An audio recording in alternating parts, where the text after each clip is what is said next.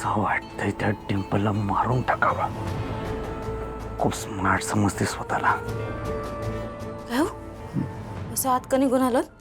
काय नाही असंच.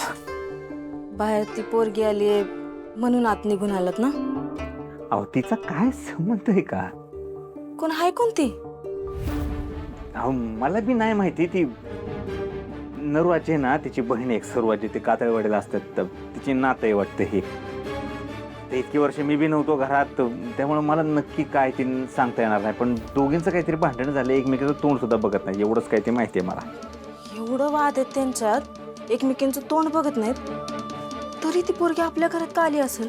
नाही म्हणजे काय काम असेल तिचं? तर मला काय माहिती. तुम्ही एक काम करा, जा तिला स्वतः जाऊन विचारा. अहो असं काय चिडताय माझ्यावर?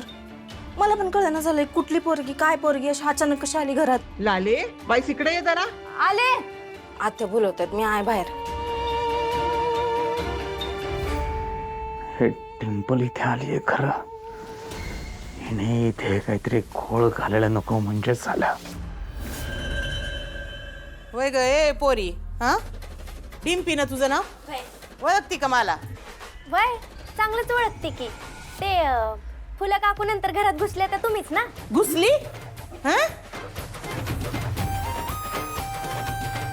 नाही म्हणजे आपण दुसऱ्या लगीन तुमच्याशीच केलं ना. हा. तुमच्याबद्दल आमची आजी लय काय काय चांगलं बोलत असते. ते आपलं डॉक्टर कुठं आहेत?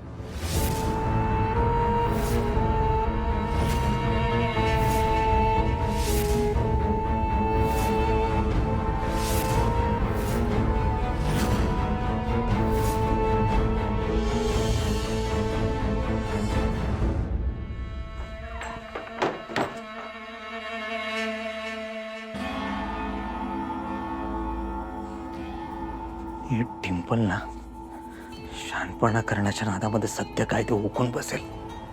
सगळ्यांना कळेल मीच डॉक्टर अजित कुमार देवी, मीच देवी सिंगे. काय गरज शहाणपणा करायची एवढी? हे डिंपल त्या भाईकडे होती, तिकडनं सुटली कशी काय? देवी सिंग, ही वेळ आहे का या सगळ्या प्रश्नांची उत्तर शोधायची वेळ आहे का ही? मला बाहेर गेलं पाहिजे, निदान मला समोर बघून तरी ती काय बोलणार नाही.